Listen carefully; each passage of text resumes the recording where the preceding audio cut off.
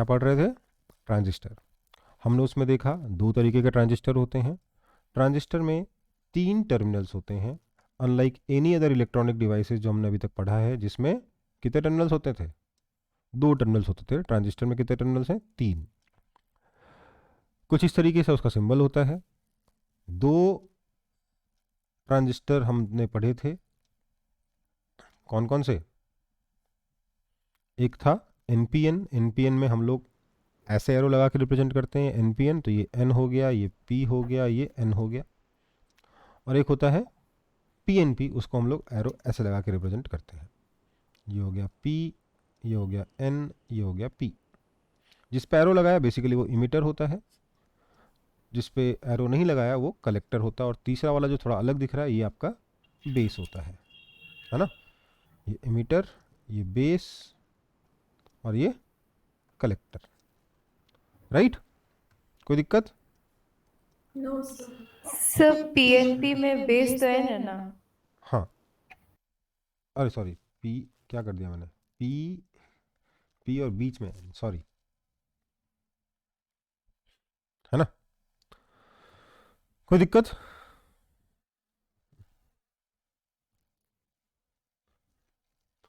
तो अब हमने इसका ट्रांजिस्टर एक्शन भी देख लिया था। हमने सबसे इंपॉर्टेंट चीज़ जो पढ़ी थी वो ये कि दो जो सबसे इंपॉर्टेंट चीज़ पढ़ी थी, क्या? एरो बता रहा है करंट का direction in normal biasing. Normal biasing में क्या होता है? एमीटर बेस को करते हैं फॉरवर्ड बायस, बेस कलेक्टर को कहते हैं रिवर्स बायस। ठीक है? इसमें ये जो एमीटर से जो करंट जा रहा है इसको कह रहे हैं आई ई, कलेक्टर में जो करंट आ रहा है उसको कहते हैं आई सी, और बेस से जो करंट आ रहा है उसको कहते हैं I B. Obviously I E will be equal to I C plus I B. यहाँ पे क्या हो जाएगा? यहाँ पे भी सेम कहानी है, ये आई ई है, यहाँ से बाहर निकलेगा आई सी और यहाँ से बाहर निकलेगा आई बी। यहाँ पर भी obviously I E will be equal to I C plus I B. ठीक है? कोई दिक्कत? बोलिए, कोई दिक्कत है?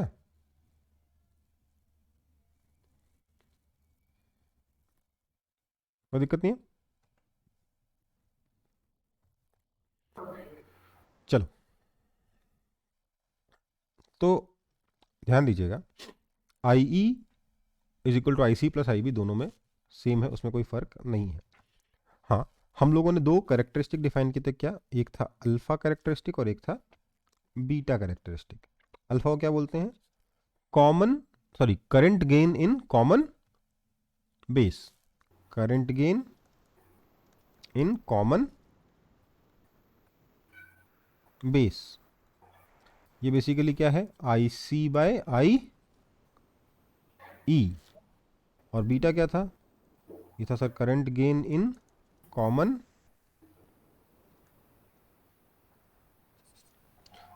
Ammeter configuration.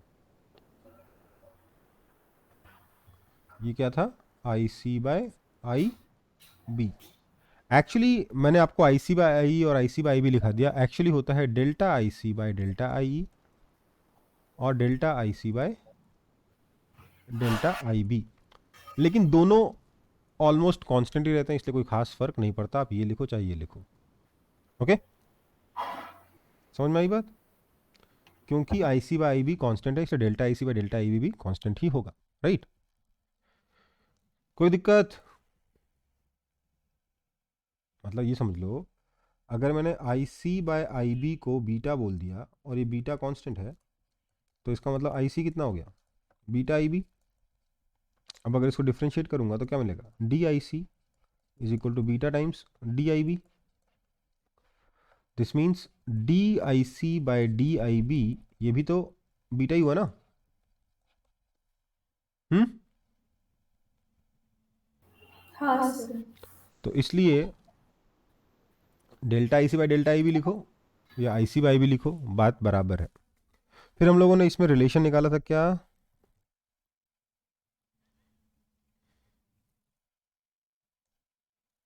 One by alpha minus one by beta equals to one, है ना?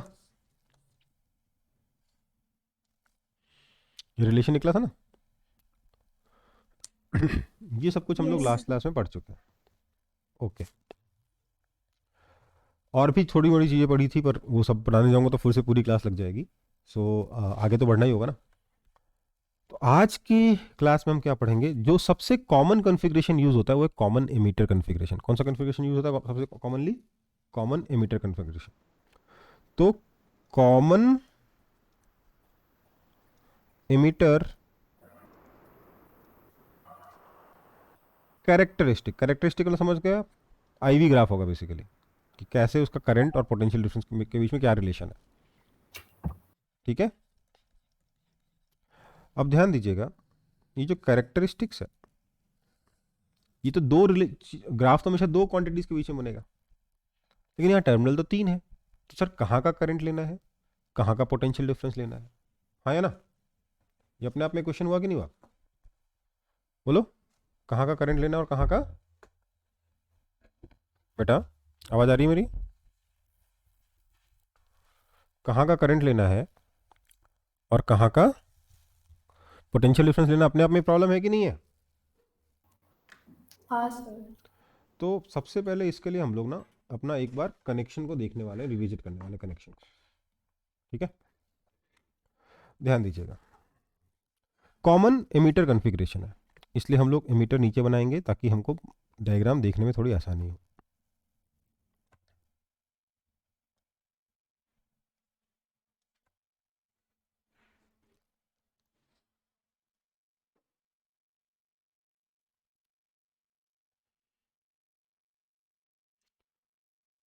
समझने वाली बात यह है कि हम क्यों इसको यूज करते हैं, ट्रांजिस्टर को।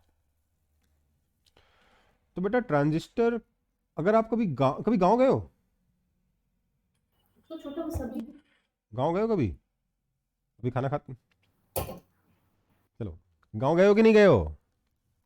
हाँ सर गए। हाँ अच्छा, सर। गांव जो लोग गए हैं बढ़िया है, जो नहीं गए हैं उनके लिए भी बताओ, उनके घर में कभी दादाजी नाना जी कोई लोग तो होंगे जिनसे कभी बात की होगी।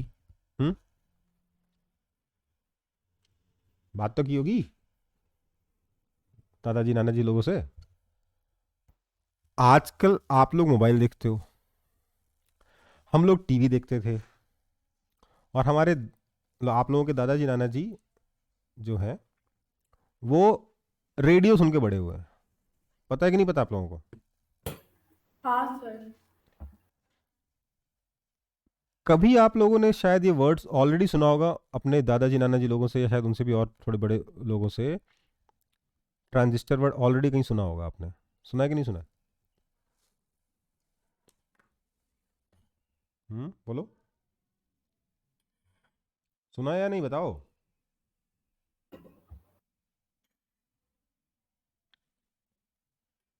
बोलो बेटा। नहीं सर। नहीं सुना है? चलो कोई नहीं, इसलिए मैं गांव के बारे में बात कर रहा था। गांव में ना अक्सर रेडियो को ट्रांजिस्टर बोला जाता है, पता है आपको? अक्सर जो रेडियो है ना उसको ट्रांजिस्टर बोलते हैं गांव में। खास तौर से हमारे दादाजी नाना जी लोग, तो मेरे नाना जी तो ट्रांजिस्टर बहुत दिनों तक बोले थे, अब रेडियो बोलते हैं, पर पहले ट्रांजिस्टर बोलते थे, क्योंकि गांव में उसको ट्रांजिस्टर ही बोला जाता था। क्योंकि ट्रांजिस्टर का सबसे पहला इंपॉर्टेंट जनरल पब्लिक के लिए जो यूज़ था वो रेडियो ही था।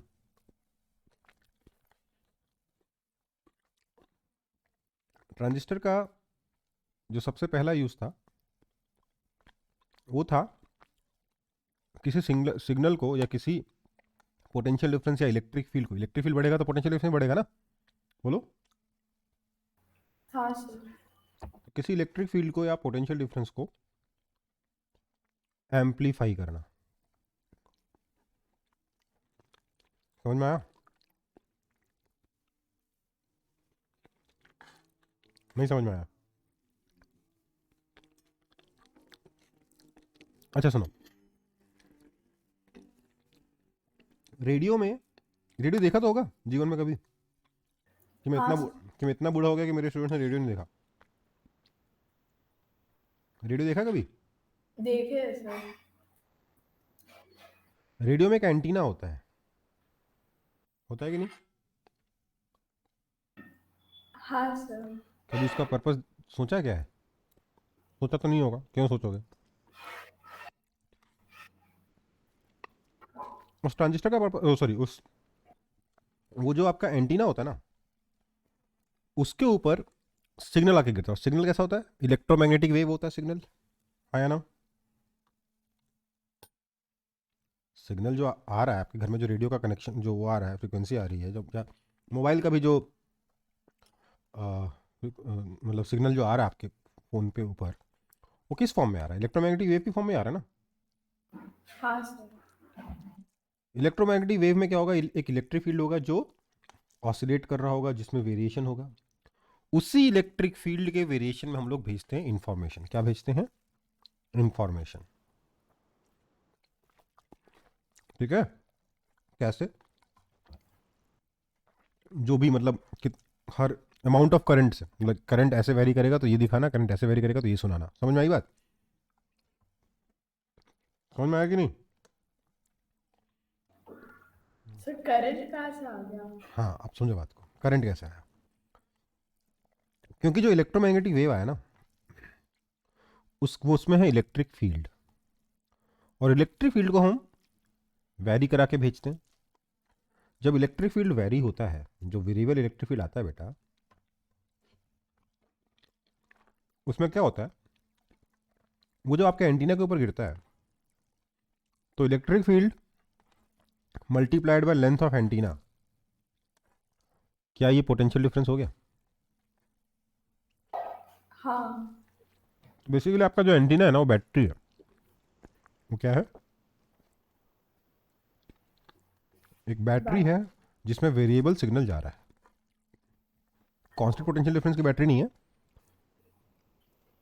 वो। एंटीना के ऊपर इलेक्ट्रिक फील्ड गिरा, जिससे उसको अक्रॉस पोटेंशियल डिफरेंस आया, और वो पोटेंशियल डिफरेंस जो है उसकी वजह से करंट आएगा। वही करंट सिग्नल है। उसी करंट को हमारा ट्रांजिस्टर रीड करता है, हमारा रेडियो रीड करता है, और उसी के हिसाब से अपना गाना बजाता है। समझ में आई बात? सर तो अभी का जो ब्लूटूथ वाला रहता है उसमें तो नहीं रहता एंटीना? बेटा, हर मोबाइल के अंदर एंटीना होता है। ठीक है? वो बाहर नहीं दिखा रखे हैं, वो केस के अंदर है। इसीलिए अगर आप फ़ोन को गलत तरीके से पकड़ते हो तो आवाज़ ख़राब आती है, क्योंकि आप एंटीना को ढक दे रहे हो। ओके? ओके?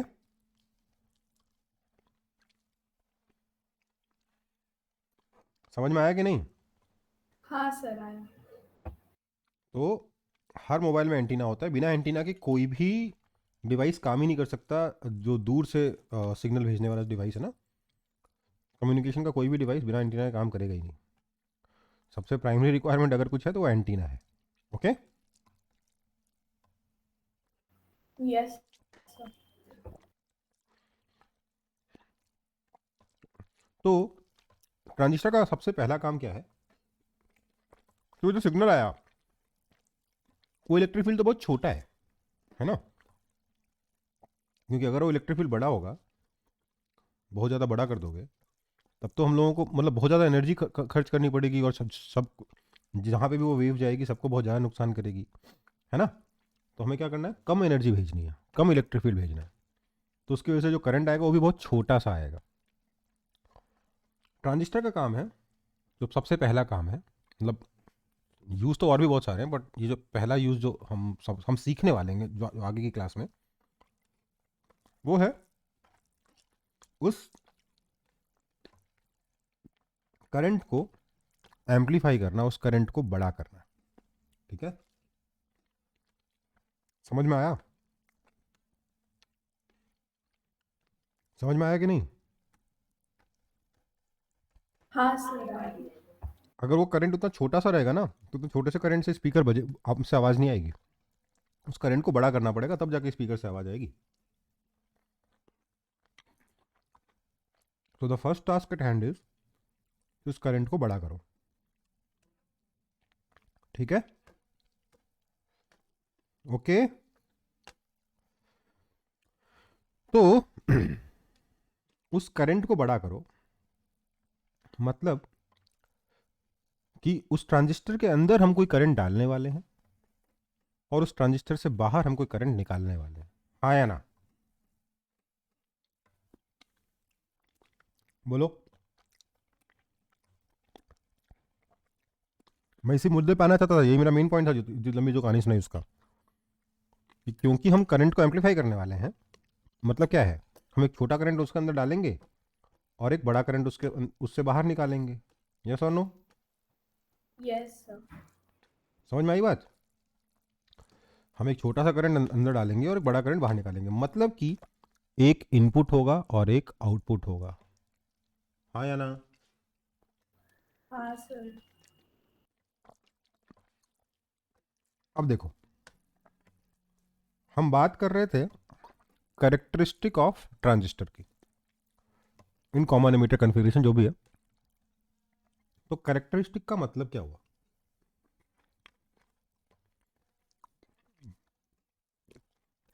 हमारे पास ये जो तीन करंट है,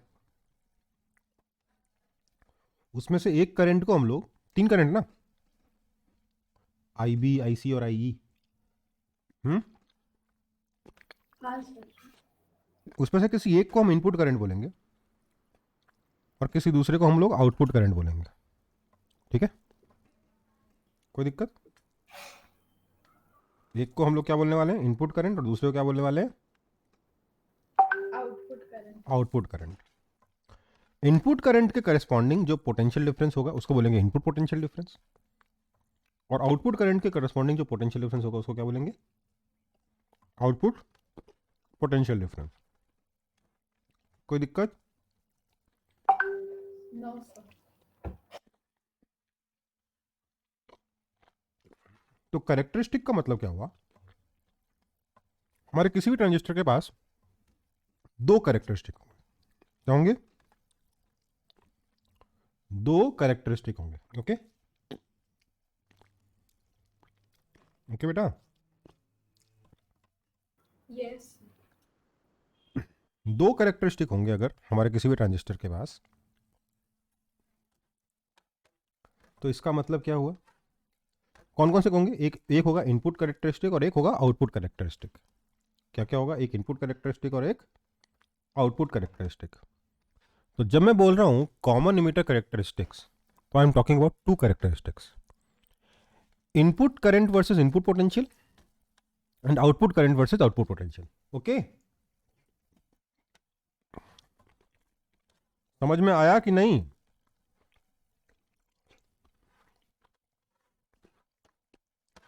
समझ में आया कि नहीं, बताइए। सर दो ही करंट चाहिए तो एमिटर बेस कलेक्टर तीन चीज की होता है, सिर्फ दो से भी तो काम हो जाता है ना। बेटा दो अगर होगा दोनों को बराबर करना पड़ेगा ना, तो तू कहेगा कैरेक्टरिस्टिक, तीन है हाँ तभी तो दो वेरिएबल है, हाँ हाँ। क्योंकि एक इक्वेशन तो फिर पहले से फिक्स्ड है, ठीक है? हाँ सर। अच्छा सर, एक बात पूछनी थी मेरे को। यस बेटा पूछिए। सर आपने कहा कि वो कम करंट को ज़्यादा करंट में कन्वर्ट कर देगा, कम पावर से ज़्यादा पावर बना देगा, क्योंकि बहुत कम पावर हम लोग हमारे एंटीना पे इंसिडेंट होगा, उसके मुकाबले कहीं ज़्यादा पावर ट्रांजिस्टर से बाहर निकलेगी, मतलब ट्रांजिस्टर मतलब रेडियो से बाहर निकलेगी, राइट? हाँ यही बोल रहा ना मैं, बोलो। Yes sir. तो सर ये एक्स्ट्रा एनर्जी कहाँ से आएगी? अरे भैया एक्स्ट्रा एनर्जी चाहिए तभी तो बैटरी लगाइए उसमें, है ना?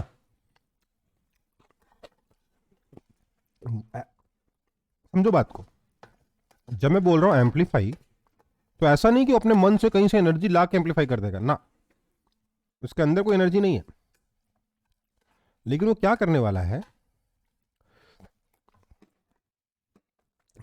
कोई बैटरी कनेक्टेड होगी या हो सकता है मल्टीपल बैटरीज कनेक्टेड हो, वो ट्रांजिस्टर उन मल्टीपल बैटरीज के थ्रू, वो ट्रांजिस्टर उन मल्टीपल बैटरीज के में से इनपुट एनर्जी के करेस्पॉन्डिंग आउटपुट एनर्जी बाहर निकालेगा। समझ में आया कि नहीं? सर ये लाइन फिर से बोलिए ना। इनपुट एनर्जी के करेस्पॉन्डिंगली, मतलब जिस तरीके से इनपुट एनर्जी वेरी कर रही होगी, सिग्नल में तो कोई वेरिएशन होगा ना एनर्जी का या हाँ करंट का, तो इनपुट में जिस तरीके से करंट वेरी कर रहा होगा उसके प्रोपोर्शनल या उसके करेस्पॉन्डिंग एक आउटपुट में variable of variation of current produce करेगा वो। ठीक है, ओके। हाँ ये जो प्रोसेस है, इस प्रोसेस में वो जो आउटपुट में जो एनर्जी आई है वो एक्स्ट्रा क्यों है, इनपुट से ज़्यादा क्यों है? क्योंकि जो बैटरी लगी हुई है उससे एनर्जी एक्सट्रैक्ट कर रहा है, और करस्पॉन्डिंगली मतलब जितना इनपुट एनर्जी चेंज हो रहा है उसके करस्पॉन्डिंगली आउटपुट एनर्जी को चेंज कर रहा है। ओके, समझ में आया कि नहीं? उसके बाद पता क्या होगा? Yes, sir. उसके बाद पता क्या होगा? वो जो वेरिएबल करंट है वो स्पीकर के अंदर जाएगा। स्पीकर के अंदर क्या लगा हुआ है? एक मैग्नेट और एक इलेक्ट्रोमैग्नेट। इलेक्ट्रोमैग्नेट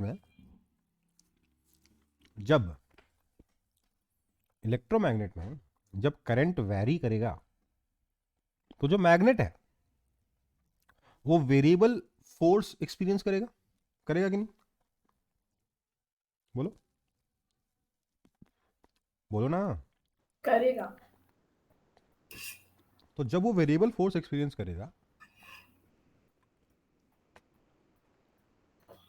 तो वो वाइब्रेट करेगा, और वही वाइब्रेशन साउंड क्रिएट करेगा। समझ में आया? अंडा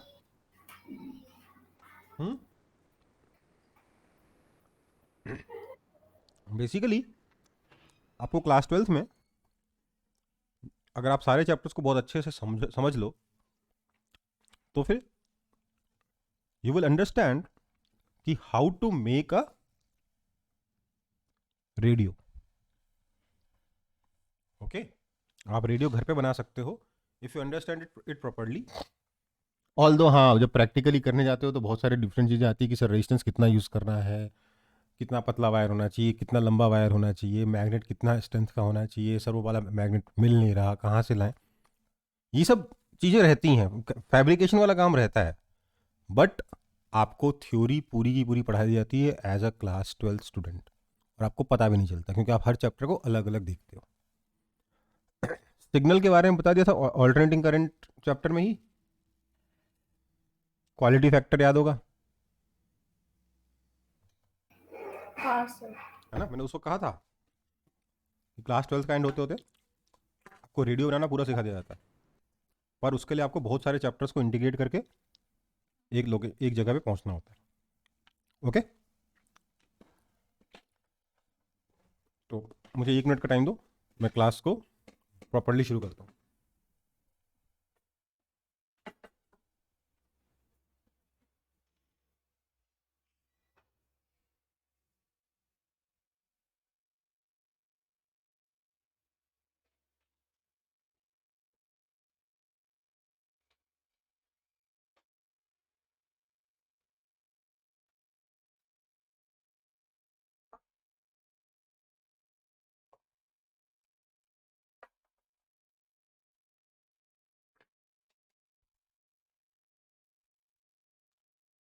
तो देखिए, सब लोग हो के चले गए?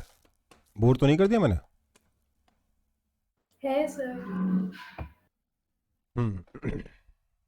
बोर तो नहीं हुए इतनी कहानी से? सर कुछ पढ़ाया नहीं, सिर्फ बोर कर रहे हो?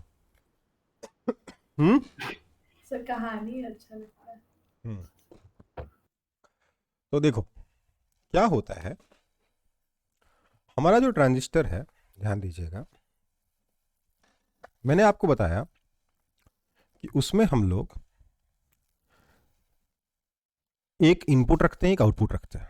तो आपको बता देता हूं, इनपुट है आपका ये आईबी, जब कॉमन एमिटर के बारे में बात कर रहे हैं ये है आईबी। आईबी आपका इनपुट करंट है। आईबी क्या है? Input current. ठीक है। और यहां से जो IC आएगा ये क्या है,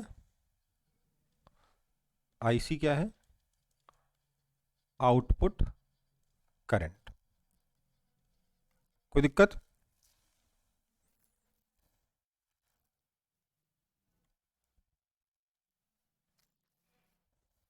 ठीक है।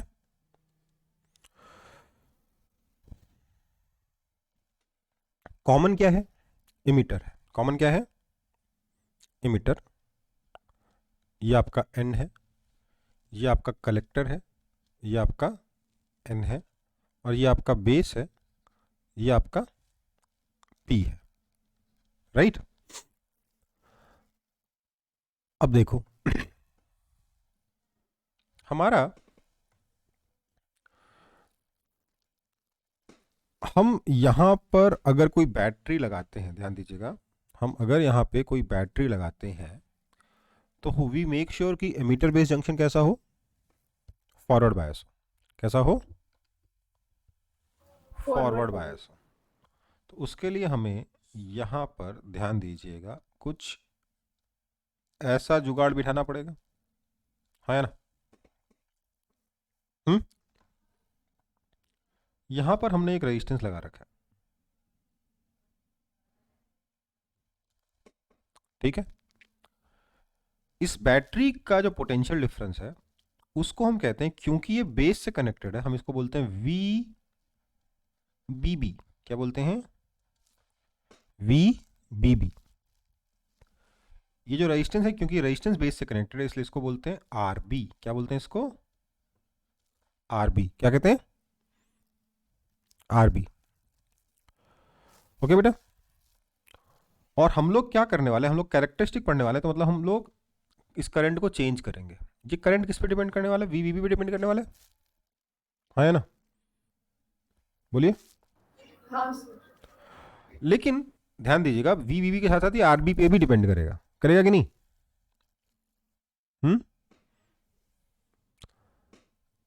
तो बेसिकली इसको तो मैंने जोड़ दिया, हमारा इनपुट पोटेंशियल डिफरेंस हम इसको कहेंगे, ये क्या कहेंगे, VBE।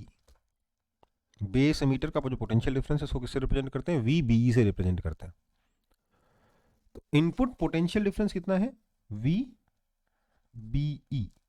ये आपका इनपुट पोटेंशियल डिफरेंस है जब हम कैरेक्टरिस्टिक पढ़ने की कोशिश कर रहे हैं तब, क्योंकि अभी हम सिर्फ ट्रांजिस्टर में इंटरेस्टेड है।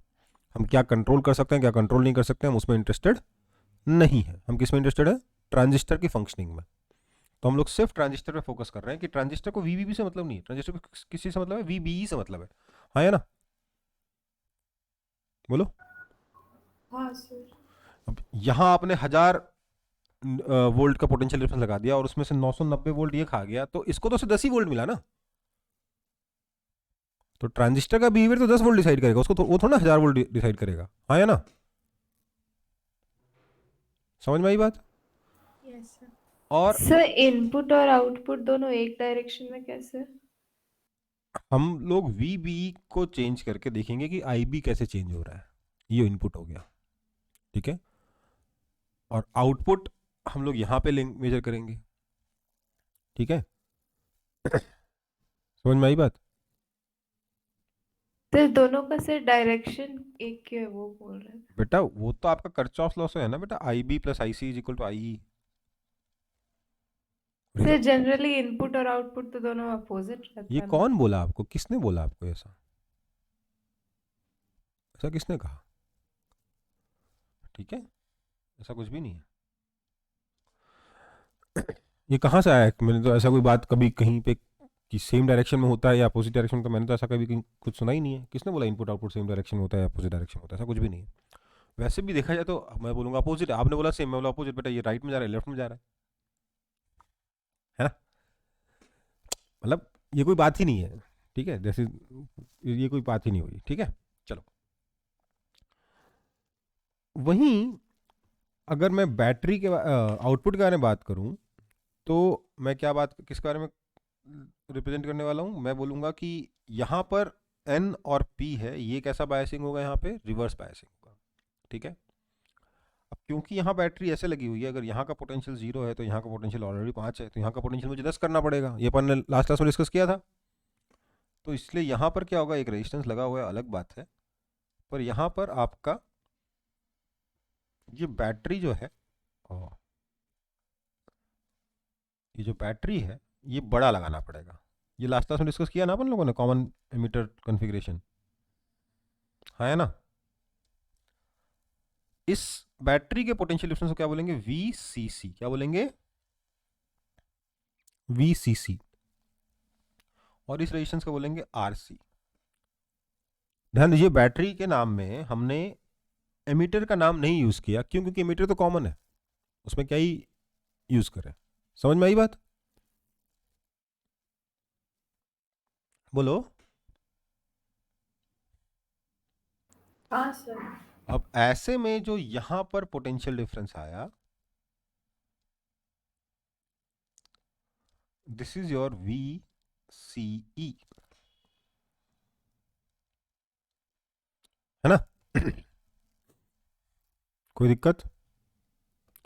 और यहां का जो पोटेंशियल डिफरेंस है वो कितना है, VBE।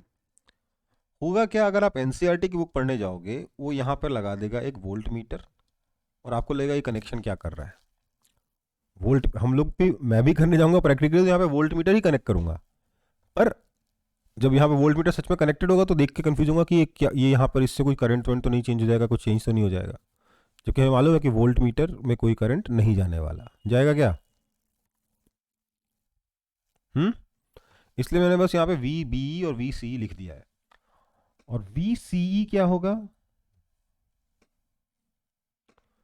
सर? VCE है आउटपुट पोटेंशियल डिफरेंस। ठीक है। अब हम लोग, हाँ बेटा, VCE वाले मतलब वो वाला जो प्लेस है वहां पे तो करंट जा ही सकता है अगर वोल्ट मीटर रहेगा तो। बेटा वोल्ट मीटर का रेजिस्टेंस इन्फिनिटी होता है, आइडियल। हाँ ठीक है। हाँ तो बेसिकली हम लोग यहाँ पर और यहाँ पे वोल्ट मीटर लगाएंगे, यहाँ पर और यहाँ पे अमीटर लगाएंगे। समझ में आई बात? बस क्या होगा, यहाँ पे हम लोग कौन सा मीटर लगाएंगे, माइक्रोमीटर लगाएंगे। यहाँ कौन सा मीटर लगाएंगे, माइक्रोमीटर। और यहाँ पे क्या लगाएंगे, मिलीमीटर। समझ में आया? क्योंकि ये जो करंट होगा IB, ये बहुत छोटा होता है ना।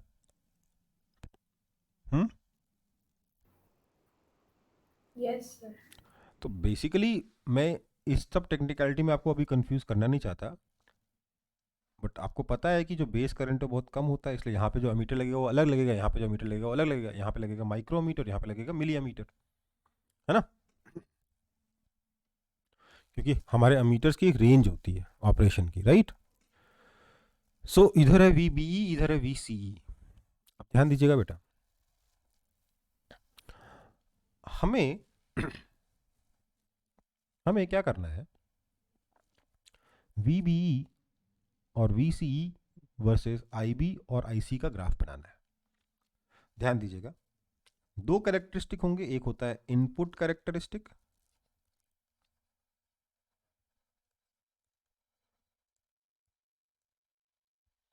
इनपुट कैरेक्टरिस्टिक्स क्या होगा, तो सर इनपुट कैरेक्टरिस्टिक होगा IB वर्सेस VBE ग्राफ, या IB versus VBE relation. Graph से हम लोग क्या रिप्रेजेंट कर रहे हैं, रिलेशन रिप्रेजेंट कर रहे हैं ना। और आउटपुट कैरेक्टरिस्टिक क्या होगा,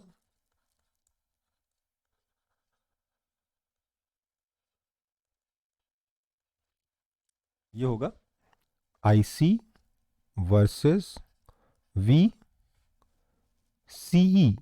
का ग्राफ या रिलेशन। इतना समझ में आया कि हम पढ़ने क्या वाले हैं? हाँ सर। आधा टाइम तो इसी में लग जाता है, राइट, है ना। हमारा जो इनपुट रेजिस्टेंस आएगा, ध्यान दीजिएगा, input resistance of this transistor कहते हैं हम लोग R इनपुट। ये कितना हो जाएगा, देखो सर, लीनियर ग्राफ तो आने वाला है नहीं, इसलिए हम लोग रेजिस्टेंस कौन सा डिफाइन करते हैं, कौन सा डिफाइन करते हैं, डायनेमिक। Dynamic resistance. तो क्या आने वाला है, delta V B E upon delta I B. और आउटपुट रेजिस्टेंस क्या आने वाला है,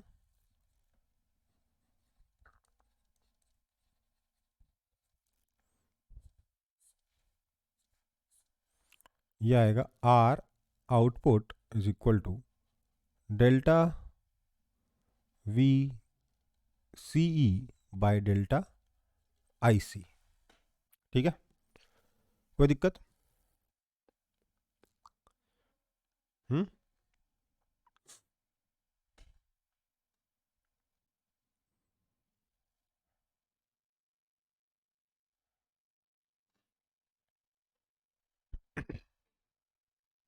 कॉपी कर लो जल्दी जल्दी।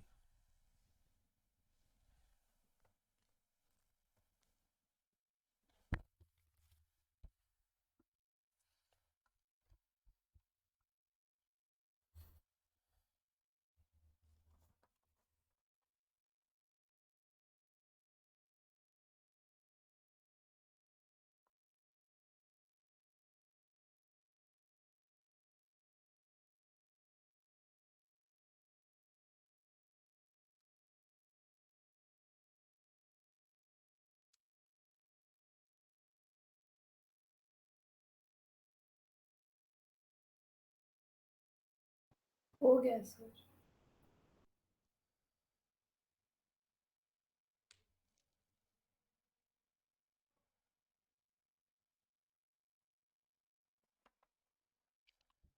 बढ़े आगे। हम्म, बढ़े। हाँ सर। अब थोड़ा सा सर एक चीज मुझे समझ नहीं आई। क्या समझ नहीं आई? कि सर हमने इसको इनपुट और इसको आउटपुट क्यों कहा, हम उल्टा भी तो कह सकते हैं, हाँ या ना? कह सकते हैं कि नहीं कह सकते? इनपुट छोटा है, आउटपुट बड़ा है। ना, वो तो बेटा उल्टा भी हो सकता है। इनपुट और आउटपुट के किसी एक को इनपुट और किसी दूसरे को आउटपुट कहने के लिए जो रिक्वायरमेंट है वो ये एक छोटा और दूसरा बड़ा नहीं है। रिक्वायरमेंट क्या है कि जो आउटपुट है वो इनपुट पे डिपेंड करना चाहिए और इनपुट आउटपुट पे डिपेंड नहीं करना चाहिए, हाँ या ना? आउटपुट हाँ sir. Output is always going to be a function of input, yes और no? For example rainfall is input and crops is output, yes और नो? समझ में आई बात? Yes sir. रेन और क्रॉप्स में आप कभी क्रॉप्स को इनपुट और रेन को आउटपुट बोल सकते हो क्या? नहीं। There must be a cause and effect relation. Sir हाँ, प्लांट्स ग्रो करता है, फोटोसिंथेसिस होता है, उसके बाद वाटर साइकिल आता है, उसके बाद रेन उसका होता क्रॉप से मतलब नहीं, उसका जंगल से मतलब है, ग्रीन कवर से मतलब है, ठीक है? है। अच्छा हाँ। ठीक है,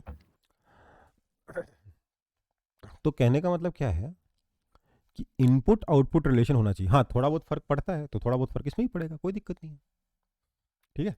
लेकिन mathematically speaking there should be an input cause and effect relation, right? Cause को अपन इनपुट बोलेंगे और इफेक्ट को आउटपुट बोलेंगे। तो सर यहाँ पर कॉज एंड इफेक्ट है क्या, तो बात समझो। आपका जो बेस एमिटर जंक्शन है ये कैसा है, ये क्या ये फॉरवर्ड बायस है? बोलिए, है कि नहीं है? है। अब थोड़ा सा याद करिएगा फॉरवर्ड बायस वाले डायोड को। कॉपी हो चुका है ना पिछला वाला पेज? हाँ सर। फॉरवर्ड बायस डायोड में हमारा जो ग्राफ है आई वर्सेस क्या बोलेंगे वी का, वो ग्राफ कैसा था, कुछ ऐसा। ऐसा ही था ना, बोलो, हाँ ऐसा ही था ना। और अगर मैं रिवर्स बायस के बारे में बात करूं, मैं बस ड्रॉ पॉजिटिव डायरेक्शन में कर रहा हूं, तो रिवर्स बायस में अगर मैं पोटेंशियल डिफरेंस को पॉजिटिव मान लूं, रिवर्स बायस वाले को, और तो पोटेंशियल डिफरेंस वर्सेस करंट का ग्राफ बनाऊंगा, तो ग्राफ कैसा था, कुछ ऐसा था, हाँ है ना।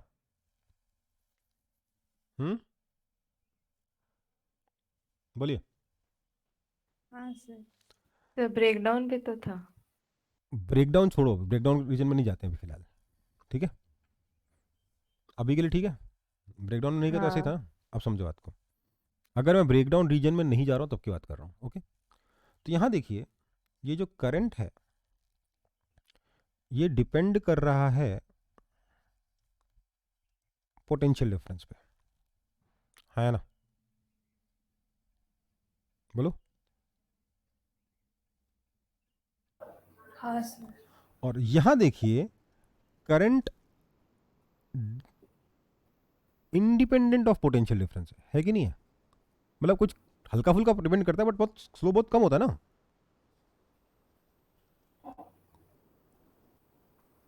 स्लोप बहुत कम होता था ना इस ग्राफ का, याद है, बोलो।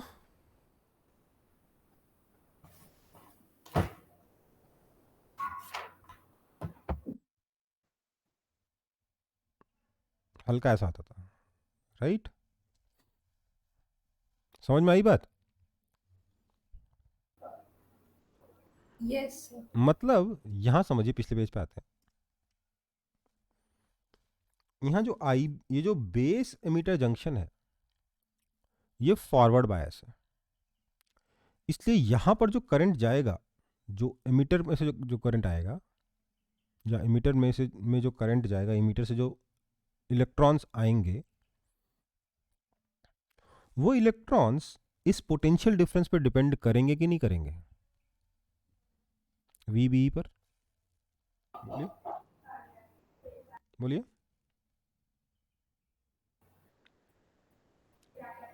बोलो ना भाई, करेंगे कि नहीं, सिर्फ फॉरवर्ड बायस है तो करेगा। है ना। और यहां पर क्योंकि रिवर्स बायस है, कलेक्टर बेस जंक्शन, इसलिए यहां पर जो करंट होगा वो वीसी पर कुछ खास डिपेंड नहीं करने वाला, क्योंकि ये रिवर्स बायस है। यस और नो, बोलिए, बोलो ना भाई। Yes sir. तो ध्यान दीजिएगा, बेसिकली यहां का जो करंट है वो कैसे आएगा, हमने बेस और एमीटर के बीच में फॉरवर्ड बायस लगाया, जिसकी वजह से एमीटर से 100 इलेक्ट्रॉन चले बेस की तरफ, ठीक है ना।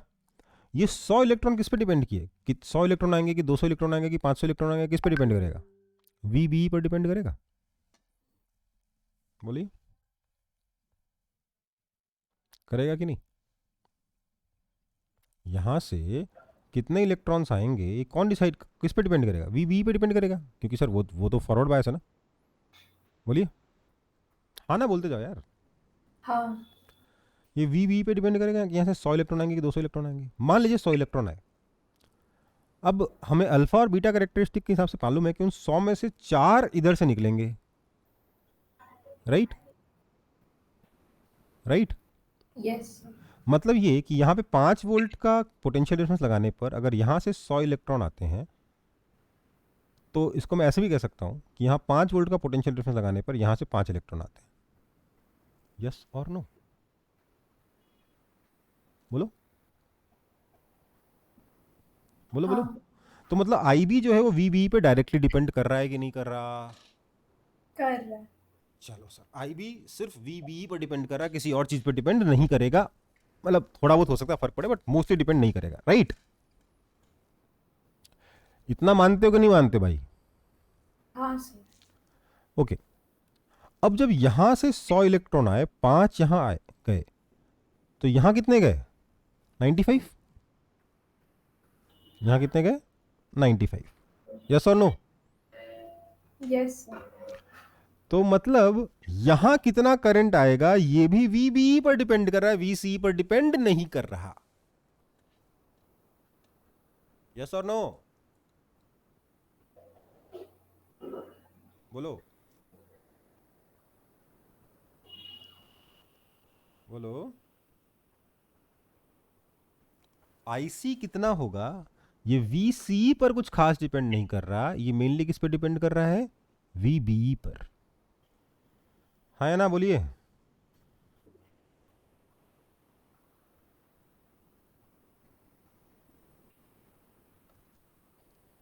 बोलिए।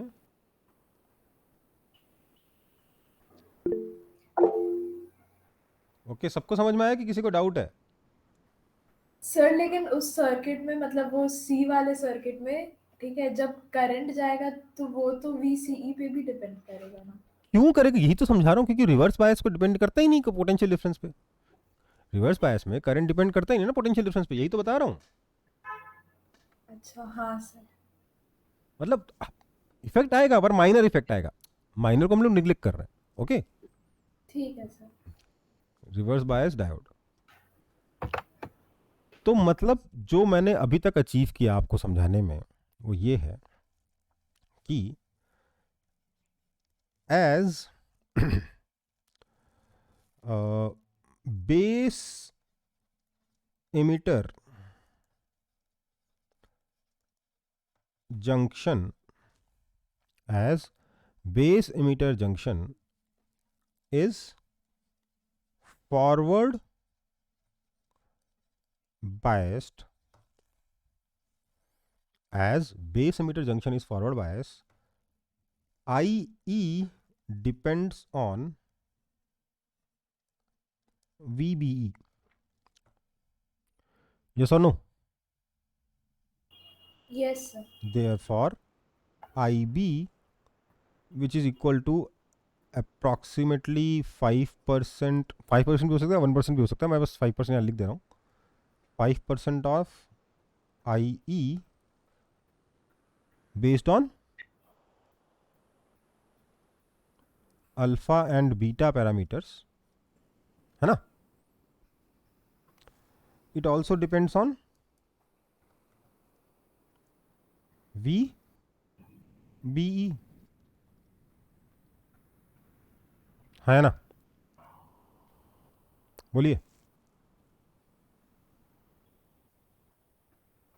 Last class yes. में डिस्कस हुआ था ना? चलो, तो IB और VBE के बीच में डायरेक्ट रिलेशन है, और वो रिलेशन ऐसा ही आने वाला है, हाँ या ना? बस इसका 5% या 1% मतलब इससे 100 टाइम्स कम, यही रहेगा ना भाई फर्क? हाँ सर। ठीक है, ओके। अब इसके मुद्दे के बारे में बात करते हैं। Collector emitter junction is reverse bias, therefore IC is mostly word use कर रहा हूं तो आपको कंफ्यूजन ना हो, mostly independent of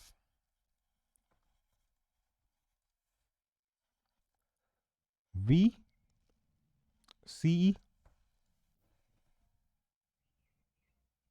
sorry VC ये B है ना, collector base junction, sorry collector emitter का जंक्शन कहाँ होता है यार?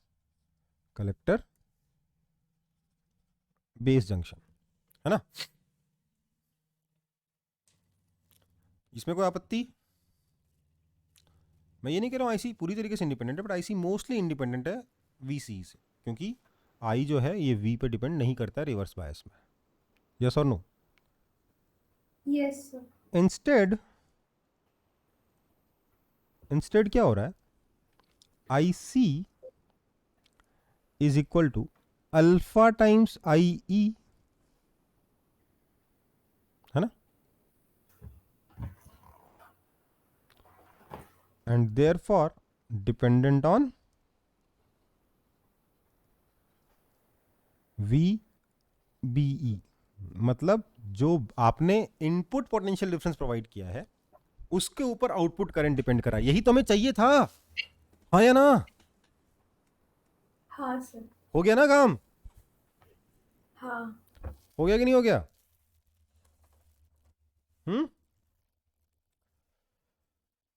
कोई दिक्कत? इसको कॉपी कर लो। ये समझ में आ गया तो आपको ट्रांजिस्टर का जो सबसे डिफिकल्ट पार्ट था ना वो समझ में आ गया।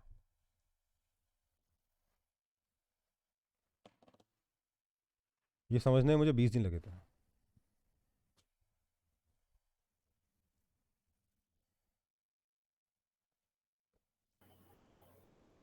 20 दिन, 5 बुक्स, तब जाके किसी एक किताब में कुछ ऐसा लिखा था जो मुझे चमक गया कि अच्छा ये हो रहा है।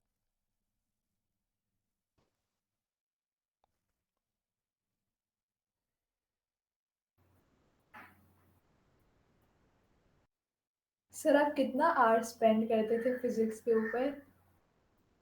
नहीं, ये मैंने मेरे टाइम पे एज ए स्टूडेंट मैंने पढ़ा नहीं था ना ये चैप्टर, क्योंकि हमारे जेई के सिलेबस में था नहीं। ओह। ये मैंने एज ए टीचर बता रहा हूँ, जब मैं पढ़ चुका था, सब कुछ आता था मुझे, एज ए टीचर मेरे को इस चैप्टर को समझने में 20 दिन लग गए थे। चल क्या रहा है आखिरकार, अंदर है क्या चीज़, क्या बकवास कर रहा है, क्योंकि actually V C E, V B B, V B E इतना कंफ्यूज करता। एन सी आर टी उठा ली, सबसे पहले दिक्कत ये हो गई मेरे साथ। एन सी आर टी में इतना कंफ्यूज किया, जहाँ मर्जी वी बी, अगले लाइन में वी सी, सॉरी अगले लाइन में वी बी बी, अब V B B, V B क्या है, पूरा पूरा दिमाग में ऐसा गोबर बन गया, समझ ही नहीं आ रहा था चल क्या रहा है।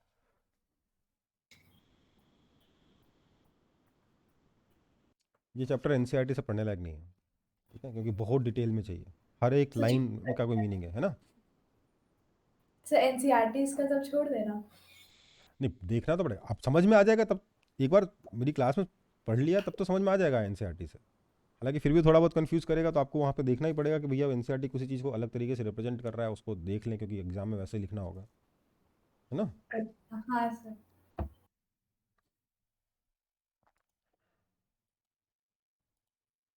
सर, हो गया कॉपी। हो गया, सबका हो गया।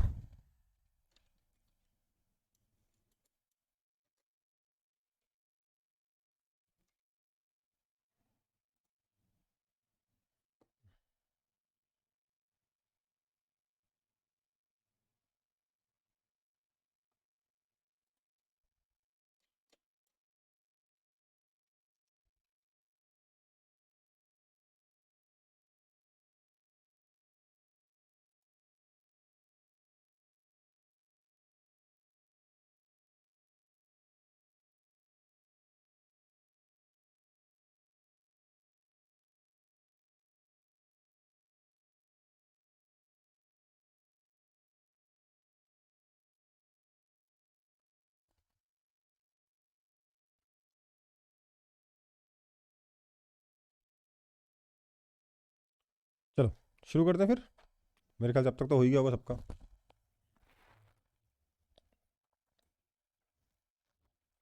तो देखो, अब हम लोग आते हैं इनपुट कैरेक्टरिस्टिक पे।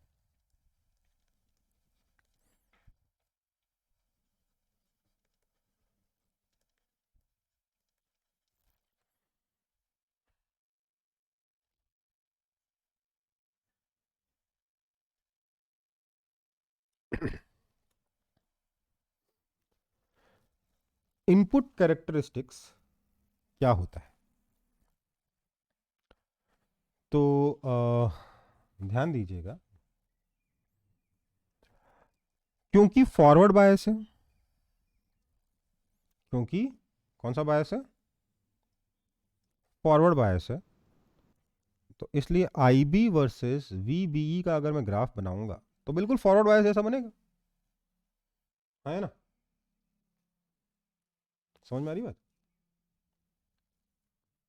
ऑल दो जो, मतलब अगर मैं ग्राफ ड्रॉ करता हूं तो let me draw a graph. पता नहीं दिखेगा कि नहीं दिखेगा, जीरो तो आ रहा था, हाँ।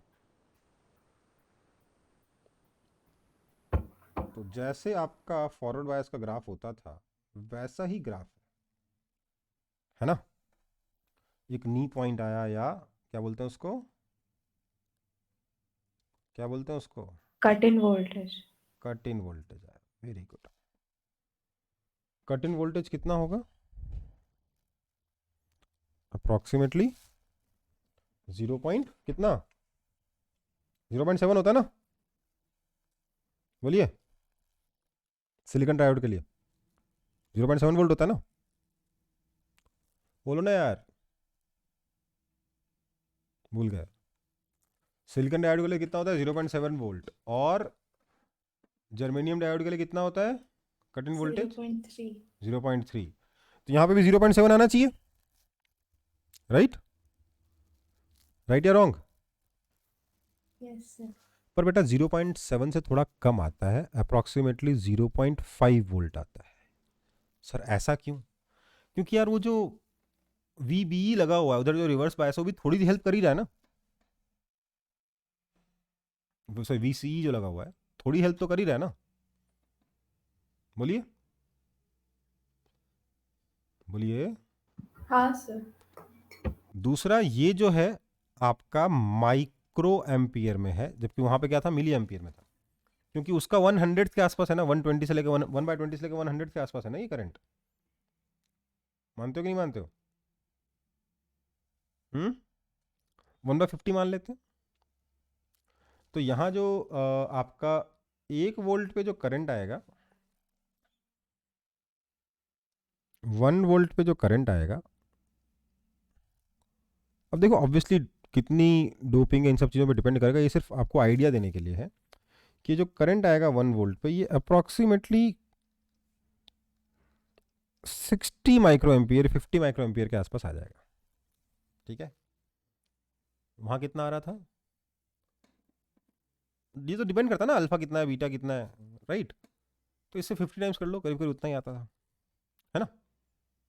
समझ में आई बात? ये मान लीजिए मैंने ग्राफ बनाया है at VCE is equal to 4 volt पे। कहाँ पे बनाया मैंने graph? VCE is equal to 4 volt पे। अगर मैं VCE को चेंज करता हूं, अगर मैं VCE को चेंज करता हूं, तो VCE को अगर मैं चेंज करता हूं, मान लीजिए इंक्रीज कर देता हूं, 4 वोल्ट से बढ़ा देता हूं, तो मैं क्या देखूंगा कि जो करंट है वो यहां पर थोड़ा सा डिक्रीज कर गया। सर ऐसा क्यों, ये डिक्रीज क्यों कर गया सर? इंक्रीज करना चाहिए था ना, करंट को तो हम हेल्प कर रहे हैं, बोलिए। डिक्रीज करेगा Yes. बट स्लाइटली डिक्रीज करेगा। VCE is equal to let's say 10 volt कर दिया मैंने, तो थोड़ा सा चेंज आया, मतलब ऑलमोस्ट अभी भी पहले ऐसा ग्राफ है ना। तो इनपुट जो है वो आउटपुट पे डिपेंड नहीं कर रहा है, ना के बराबर कर रहा है, बट हल्का सा अगर आप देखोगे तो क्या हुआ, डिक्रीज हुआ है। क्यों डिक्रीज हुआ है सोचिए, सोचिए बताइए।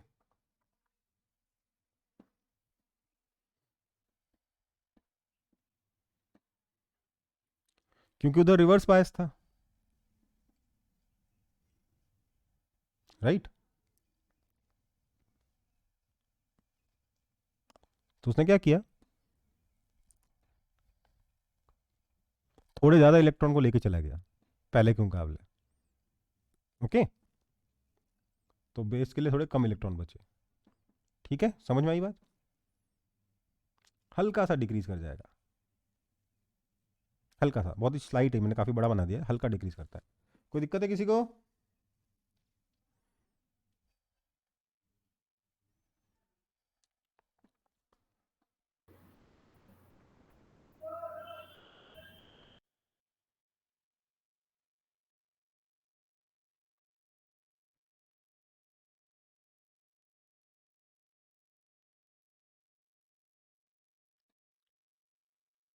तो कुछ पॉइंट्स लिख लेते हैं।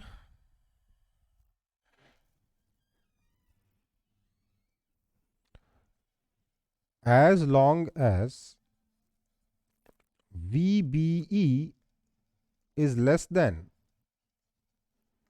barrier potential,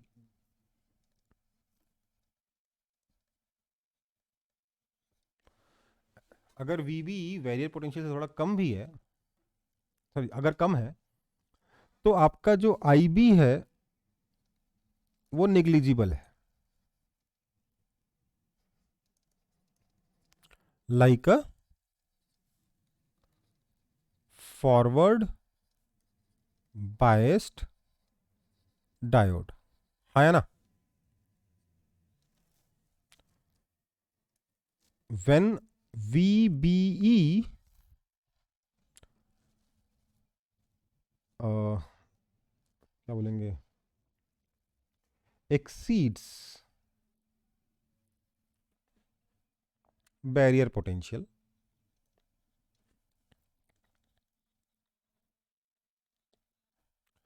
current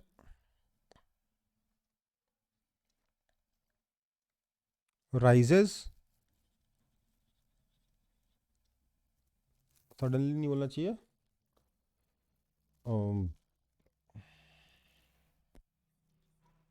sharply, suddenly नहीं हो रहा है, शार्पली हो रहा है ना, just like forward bias diode.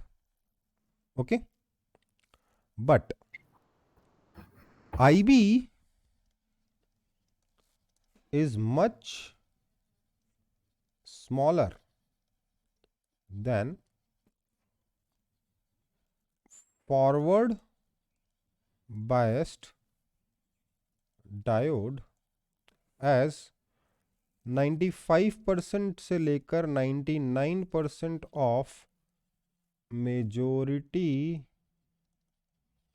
Charge carriers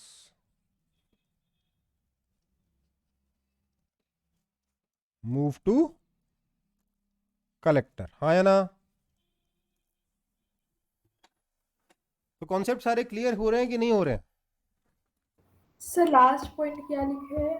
अरे यार, मोस्ट ऑफ द जो जो चार्ज कैरियर्स थे वो तो कलेक्टर में चले जा रहे थे ना, अल्फा बीटा कैरेक्टरिस्टिक सिखाया था ना। हाँ तो वही कह रहा हूँ, क्योंकि मोस्ट ऑफ द जो चार्ज कैरियर्स थे वो तो कलेक्टर में चले गए, तो इसलिए इवन दो जंक्शन पे करंट है, जंक्शन का बिहेवियर ऐसा ही है जैसा कि डायोड का होता है, पर उस जंक्शन से बेस से तो मैं तो करंट उतना ही आया, पर बेस से बाहर नहीं निकला, वो चला गया कलेक्टर में। ओके, हाँ सर। समझ में आई बात? मतलब ये यस है कि ये आपका एमिटर है, ये बेस है और ये कलेक्टर है। ये आपका एमिटर है, ये बेस है और ये कलेक्टर है, ठीक है। समझिए बात, तो क्या हुआ, यहां पर फॉरवर्ड बायस है, इसलिए यहां से तो करंट वैसे ही निकला, मतलब या इलेक्ट्रॉन्स वैसे ही निकले, यहां से जो इलेक्ट्रॉन्स निकले, दिस जंक्शन करंट जो है, junction current is same as diode, but हुआ क्या, इसमें से सिर्फ थोड़ा सा करंट इधर गया और ज्यादातर करंट कलेक्टर में चला गया, है ना। हाँ सर। तो इसलिए आपको वेरिएशन तो वैसे ही दिखेगा जैसे फॉरवर्ड बायस का दिखता है, पर करंट कम दिखेगा। Okay, okay sir. समझ में आई बात? Yes sir.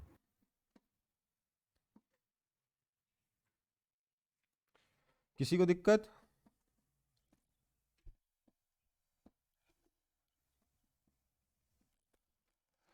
देखा जाए ना तो क्लास 12th में इतना कॉम्प्लेक्स चैप्टर होना नहीं चाहिए, पर है, क्या कर सकते हैं।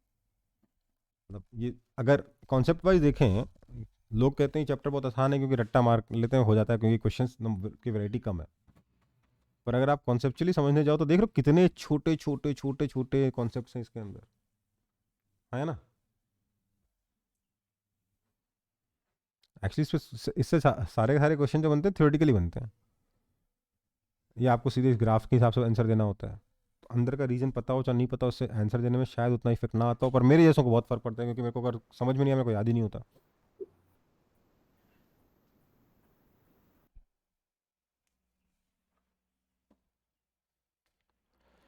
समझ में आ गया? हाँ सर। इनपुट कैरेक्टरिस्टिक कैसे काम करता है देख लिया, कैसे वेरी करता है, कैसे होता है, समझ में आ गया सबको? चलो आगे बढ़ूं। तो अब देखते हैं आउटपुट कैरेक्टरिस्टिक।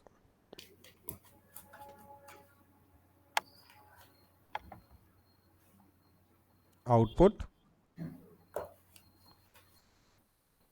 कैरेक्टरिस्टिक्स।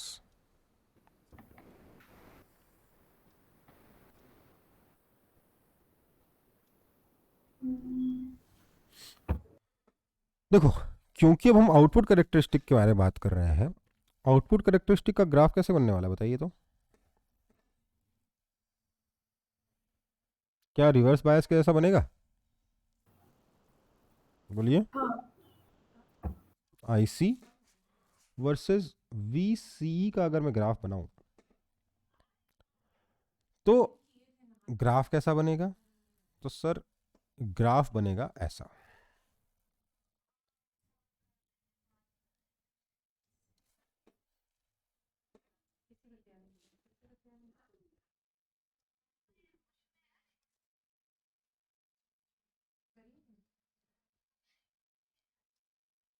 ठीक है, ये कब है? अगर आपका आई बी है लेट्स से 10 माइक्रो एम्पियर, ठीक है। अगर मैं आई बी को बढ़ाऊं तो आई सी बढ़ जाएगा और ग्राफ कुछ ऐसा आएगा। ये है 20 माइक्रो एम्पियर, और करंट बढ़ाऊंगा आई बी को और बढ़ाऊंगा तो ग्राफ कुछ ऐसा आ जाएगा। देख रहे हो? मतलब आईसी जो है जितना वी सी पे डिपेंड कर रहा है उससे ज्यादा आई बी पे डिपेंड कर रहा है, हाँ या ना? बोलिए। हाँ सर। और ये है आपका 40 माइक्रो एम्पियर, ये है लेट्स से 50 माइक्रो एम्पियर। समझ में आई बात, है ना? अब देखिए बात को समझिए।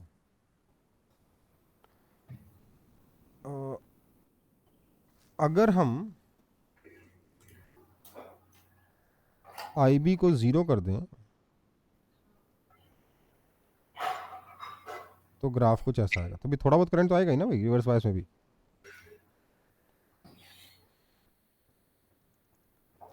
ओके, ये जो रीजन है ध्यान दीजिएगा, इसमें ध्यान दीजिएगा बेटा। आप वीसी को चेंज कर रहे हो, आप वीसी को चेंज कर रहे हो कि नहीं कर रहे हो? कर रहे हो, पर फिर भी आई बी 0 है। मतलब क्या है, अभी तक बेस में करंट आया ही नहीं है ना?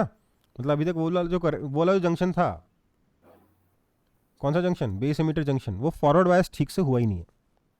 ठीक है, तो ये कब होता है? इस रीजन को हम बोलते हैं कट ऑफ रीजन। क्या बोलते हैं इसको? Cut off region. क्या बोलते हैं? Cut off region. ये कब आता है? If base emitter junction is either reverse bias, आपने उसको बायसिंग गलत कर दी है, और insufficiently biased।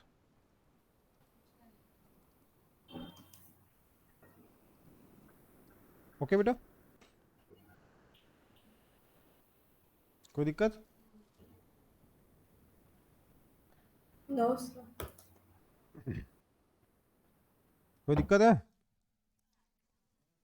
और यहां जो रीजन बन रहा है दूसरा वाला, ये वाला जिसमें आपका आईसी बहुत ज्यादा है, क्योंकि आपका आईबी बहुत ज्यादा है, इसको बोलते हैं सैचुरेशन रीजन। क्या बोलते हैं इसको? Saturation region. और ये जो रीजन है जिसमें हमारा नॉर्मली ट्रांजिस्टर काम करता है, इसको बोलते हैं एक्टिव रीजन। क्या बोलते हैं इसको? Active region.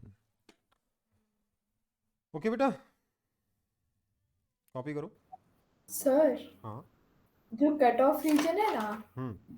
वहां पे ऐसे नहीं सोच सकते कि आरबी का वैल्यू बहुत ज्यादा हो जाएगा अगर, तो उस साइड करंट नहीं जाएगा, तो बात फिर समझो, बात IC समझो। क्या होगा? आरबी का कितना भी हो, ट्रांजिस्टर को उससे क्या मतलब? ट्रांजिस्टर को तो, वो तो आरबी तो अपना घर में कुछ कर रहा है, ट्रांजिस्टर के ऊपर पोटेंशियल डिफरेंस क्या लगा है? VBE। समझ में आ गई बात? अच्छा, हाँ। ट्रांजिस्टर का बिहेवियर तो वीबी डिसाइड करेगा ना, उसको आरबी और वीबीबी से क्या मतलब? कोई मतलब नहीं। हाँ, हाँ, ठीक। समझ में आई बात? हाँ सर।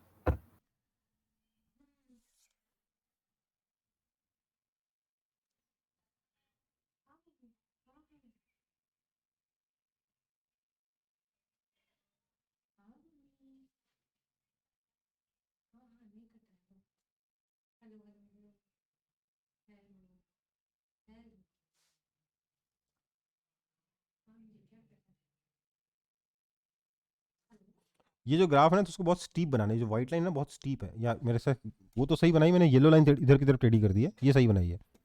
तो मैं एक काम करता हूँ, उसी को ठीक करता हूँ। काफ़ी स्टीप होती है, मतलब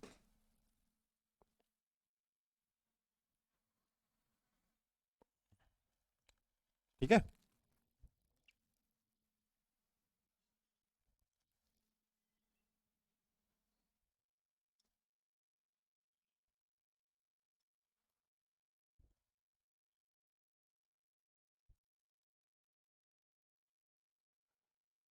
जिस, ध्यान दीजिएगा, जिस करंट, जिस पोटेंशियल डिफरेंस तक ये सडनली चेंज होता है ना, रैपिडली चेंज हो रहा होता है, रैपिडली राइज कर रहा होता है, इसको कहते हैं नी पॉइंट। तो क्या बोलते हैं? इन करंट, इन पोटेंशियल डिफरेंस को क्या बोलते हैं?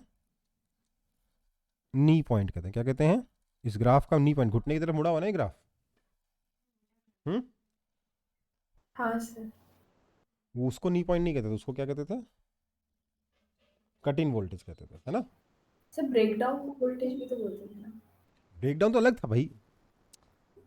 सर आप नी और कट इन दोनों ही तो लिखाए हाँ, थे। वो गलती हो गई थी मुझे, वही तो बता रहा हूँ। उसको कट इन बोलते थे, उसको कट इन बोलते हैं। वही वही कंफ्यूज हो रहा था कि ये कट इन है और ये नी है। समझ में आया? हाँ सर। वहां पर नी यूज नहीं करते क्योंकि कुछ खास फर्क पड़ नहीं रहा होता। नी यहाँ यूज कर रहा है, वहां पे करेक्शन कर लेना, ठीक है।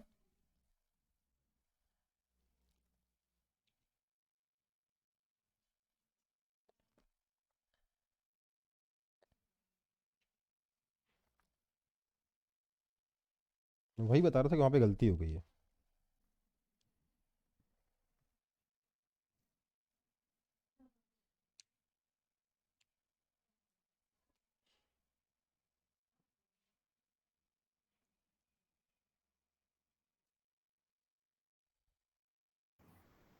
सैचुरेशन रीजन में पता है क्या होता है? सैचुरेशन रीजन में वीबीई तो बड़ा है। वीबीई क्या है? बड़ा है। मतलब वीबीई वैसे तो क्या है कि फॉरवर्ड बायस्ड है, based emitter junction, but VBE less than VCE है। इसका मतलब पता है क्या हो गया? लेस देन होगा कि ग्रेटर देन होगा?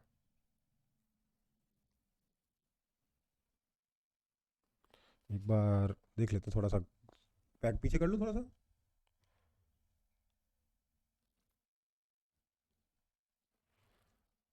वीसीई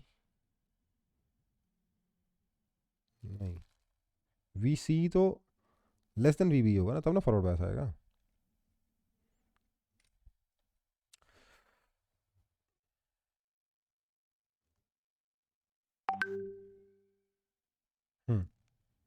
गलत कह रहा हूँ।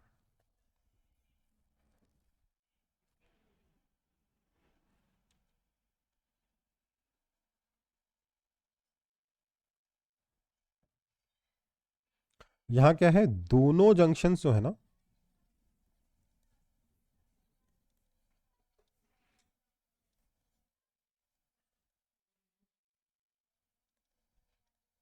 दोनों जंक्शंस फॉरवर्ड बायस्ड है। वी सी लिख रहा है, वी बी से बड़ा होगा तब तो ओल्ड नहीं होगा ना ऐसा।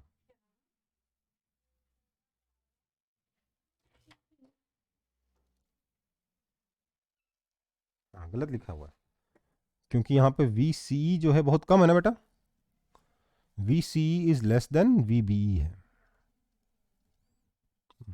बुक में गलत लिखा हुआ इसलिए कंफ्यूजन हो रहा था। वी सी वी बी से छोटा होगा तभी ना दोनों जंक्शन फॉरवर्ड बायस होंगे। तो उस केस में क्या है, करंट आपका आईसी बहुत ज़्यादा हो जाएगा और आप बोलोगे saturation current, saturation region. Okay बेटा, कोई दिक्कत?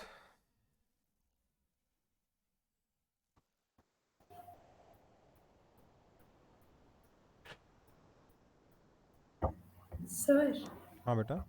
वो जो आप नी बोले थे ना, वो ऊपर वाला है ना?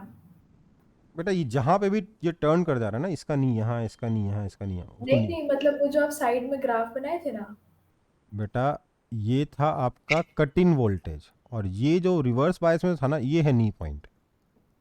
ठीक है सर। ठीक है।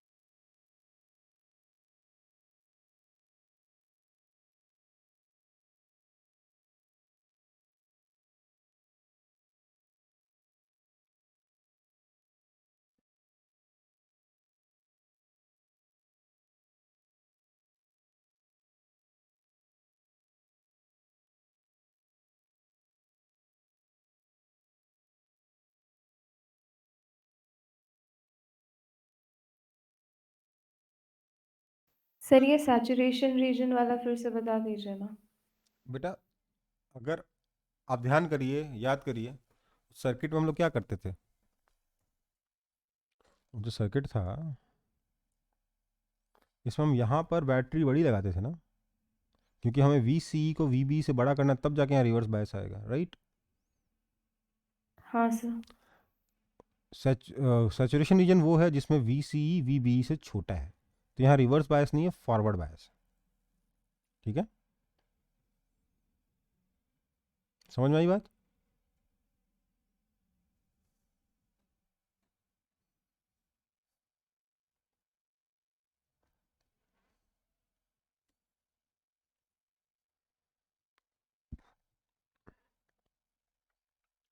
यहाँ ध्यान दीजिए क्या हो रहा है, वी बी छोटा है, वी सी बड़ा है।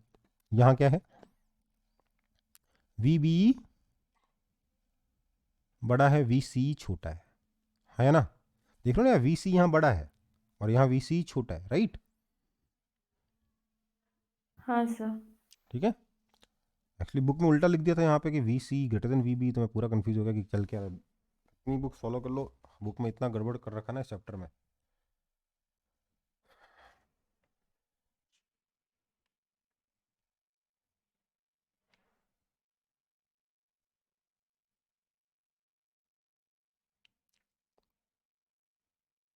ठीक है, यहाँ पे आर आउटपुट क्या होगा, delta I C by delta V C E. कोई दिक्कत? Sir V is equals to I R होता है। क्या कर दिया मैंने,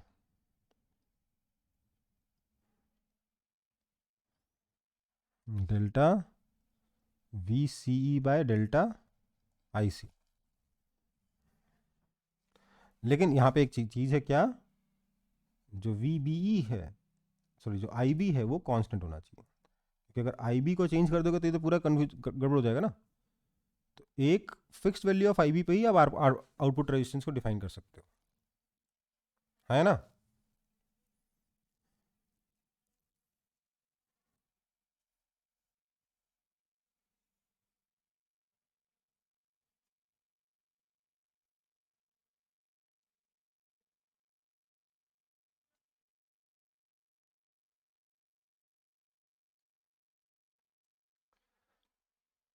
बढ़े आगे।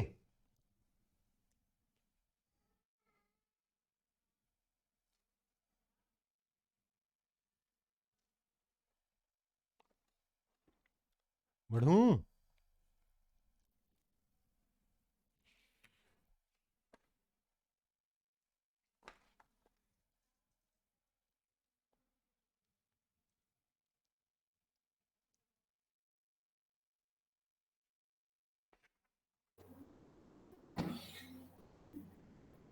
सर हम्म। आप जो कट इन वोल्टेज और नी पॉइंट बोले तो कट ऑफ वोल्टेज कौन सा होता था? अबे यार ये कट ऑफ वोल्टेज होता है बेटा, क्या ग्राफ आप डायोड में फंसे हो अभी तक। हाँ ब्रेकडाउन भी वही होता है। अच्छा, हाँ cut off, cut in cut off एक ही हुआ, सॉरी ये ब्रेक डाउन हुआ। हाँ कट ऑफ होता है क्या कोई वोल्टेज? सर आप सर अभी तो आप लिखे कहाँ लिखा है? जब IB 0 है तब। कट ऑफ रीजन बोला है मैंने। हाँ गजब कह रहे हो यार, कट ऑफ वोल्टेज नहीं बोला, वही तो कंफ्यूज कर रहे हो उल्टा। कट ऑफ वोल्टेज क्या होता है, मेरे को लगा उसी के बारे में बात कर रहे होगे। हाँ देखो बेटा, टर्म्स इतनी ना कि मैं भी कंफ्यूज हो जाता हूँ, इतनी जल्दी जल्दी फेंकोगे तो। और खास तौर से वो टर्म जो एग्जिस्ट ही नहीं करती है, दिमाग में लगा कहाँ जाएगा ये। हाँ कट ऑफ रीजन है ये, कट ऑफ वोल्टेज नहीं है। अच्छा, और वो कट इन है और वो नी पॉइंट है। हाँ और ये ऊपर ब्रेक वाला- डाउन है, कट इन नी ब्रेक हाँ, डाउन। अच्छा ठीक। वो नी तो ये भी नहीं, क्योंकि दोनों एक ही है। हाँ और ये कट ऑफ रीजन वोल्टेज नहीं है, हाँ हाँ ठीक। ठीक है। इतना कंफ्यूज मत करो बेटा, मतलब बड़ी मुश्किल से कुछ बिठाया दिमाग के अंदर, ठीक है। ये चैप्टर है ऐसा, समझ में आ रहा होगा आप लोगों को भी कि याद रखने में थोड़ा पेन है, पर कम से कम आप एक सोच पा रहे हो ना इसमें कि कैसे सोचना है इस चैप्टर में। हम्म। नाम में कंफ्यूजन अलग बात है, सोचने का तरीका समझ में आ रहा है ना इस चैप्टर में। हाँ सर। हम्म। ठीक है, आगे बढ़े। हाँ सर। मतलब आई हैव नो आइडिया कि क्लास 12th में इतना डिटेल में ही चैप्टर क्यों है। बहुत शॉर्ट में होना चाहिए चैप्टर क्लास 12th में, ठीक है, क्योंकि सच में है ना, हाँ है ना। बाकी किसी भी चैप्टर से ज़्यादा डिफिकल्ट लग रहा है कि नहीं लग रहा? बोलो, अरे बोलो ना, लग रहा है कि नहीं लग रहा? नहीं सर। नहीं लग रहा है? सर अभी तक ठीक था, ये इनपुट आउटपुट तो थोड़ा यहीं से ज्यादा तो हो शुरू होता है असलियत, इससे पहले तो आसान ही है, डायोड तक तो आसान ही है, ट्रांजिस्टर में तो झमेला है सारा। चलो हो गया। अब यार एक वर्ड था ट्रांसफर रेजिस्टेंस, वो एग्जैक्टली कैसे डिफाइन था मुझे याद ही नहीं आ रहा है, होना चाहिए, क्योंकि हाँ देखो, मतलब वो ट्रांसफर रेजिस्टेंस मुझे कहीं मिल नहीं रहा बुक में। मेरे को जो लॉजिकली जो पता है वो मैं बोल दे रहा हूँ, उसमें अगर करेक्शन हुआ तो मैं नेक्स्ट क्लास में करा दूंगा, ठीक है। मतलब मेरे को अगर एग्जाम में आज की डेट में पूछ लेगा तो वही लिखूंगा, ठीक है। समझ में आ गई बात? Transfer, and I am 99% sure, but मैं क्लास में 1% भी गलत होना नहीं चाहता, इसलिए मैं थोड़ा सा चेक करना चाहता था। ट्रांसफर रेजिस्टेंस, ध्यान दीजिए, हमने देखा कि इनपुट वोल्टेज वी इन डिसाइड्स आई आउट, हाँ है ना। बोलिए। हाँ सर। हाँ सर।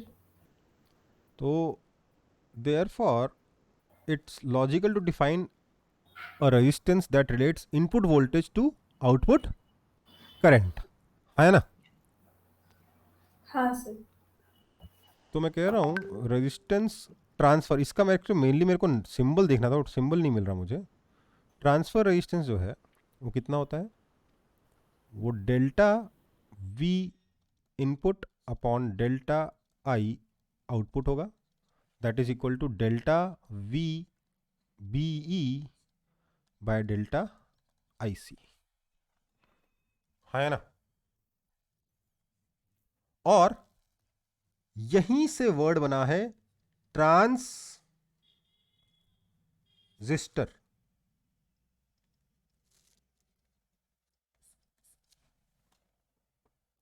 इसलिए बहुत इंपॉर्टेंट है, और मेरे को तो किस लेटर से जनरली रिप्रेजेंट करते हैं मुझे वो याद नहीं आ रहा, बाकी सब याद आ गया, बस वही याद नहीं आ रहा। ट्रांजिस्टर नाम क्यों पड़ा, समझ में आ रहा है? हाँ सर।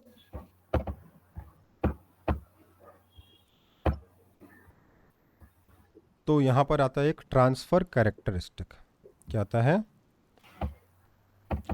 Transfer characteristic.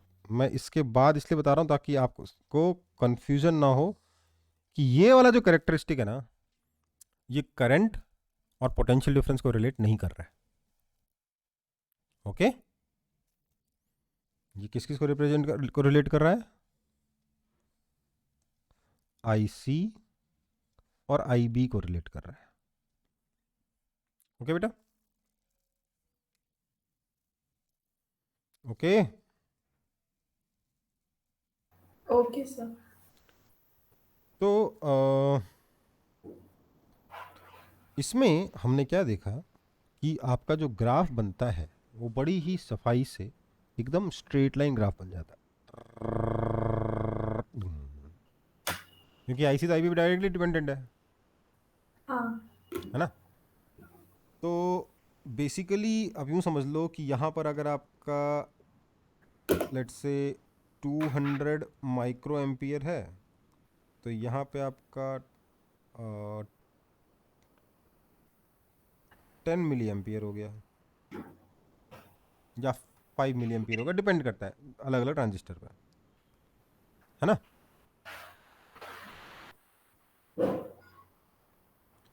ये नंबर याद नहीं रखना है, ये मैंने बस 50 टाइम्स कर दिया है। बेसिकली हम यहाँ पर एक टर्म जो एक बार और डिफाइन करना चाहिए, वो क्या है? Current gain. मतलब जब हमने इनपुट करंट को चेंज किया तो आउटपुट करंट पे क्या फर्क पड़ा, है ना? तो इसमें हम डिफाइन करते हैं, इसको लिखते क्या है? बीटा लिखते हैं करंट गेन को, तो पता ही सब लोगों को, क्योंकि हम लोग कॉमन इमीटर कॉन्फ़िगरेशन में, राइट? कॉमन बेस में क्या लिखते थे? अल्फा। कॉमन इमीटर में क्या लिखते हैं? बीटा। कोई दिक्कत? बोलिए। नहीं। ये तो लिखाया था ना? हाँ सर।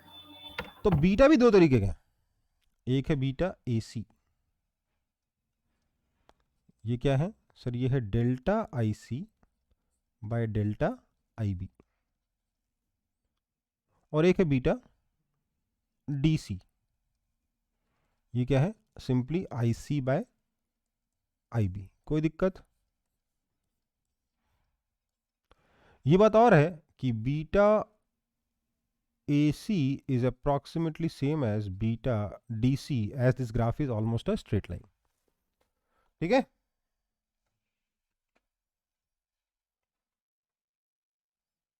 समझ में आया? सर ACDC का कोई फुल फॉर्म भी है? Alternating current, direct current. Basically जब ऑल्टरनेटिंग करंट के बारे में बात करो, हम चेंज इन करंट के बारे में बात करेंगे, और डायरेक्ट करंट में हम लोग टोटल करंट के बारे में बात करेंगे, राइट? इसलिए ऐसा हाँ सर। नाम है, लेकिन ऐसा कहीं लिखा हुआ नहीं है आपकी बुक वगैरह में, लेकिन वहीं से नाम आया है, AC और DC। ठीक है? ओके।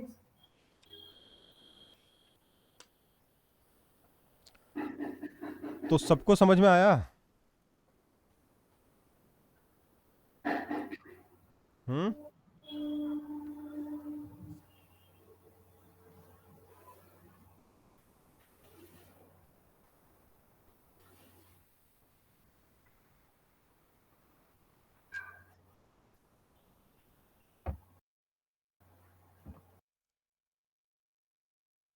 सबको समझ में आया कि नहीं? हाँ सर। ठीक है, तो नेक्स्ट क्लास में हम पढ़ेंगे transistor as a switch, transistor as an amplifier. ठीक है, और एम्पलीफायर दो तरीके के होंगे, एक कॉमन बेस, एक कॉमन एमिटर, और उसके बाद ये चैप्टर खत्म हो जाएगा। ऑल दो एक और टॉपिक है इसमें, वो है transistor as an oscillator, but वो सिलेबस से हटा दिया गया है, बोर्ड के भी और हर जगह से। ठीक है, तो ट्रांजिस्टर एज एन ऑसिलेटर तो नहीं करेंगे। ठीक है, कोई दिक्कत? नहीं sir.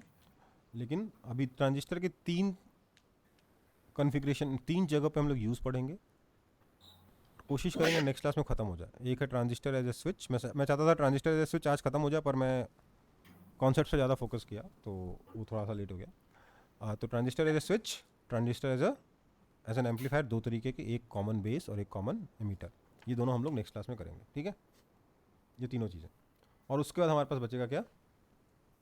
Digital logic. Logic gates, digital circuits. ठीक है, कोई दिक्कत? No sir. चलो फिर मिलते हैं अगली क्लास में, तब तक के लिए tata bye bye. Bye sir.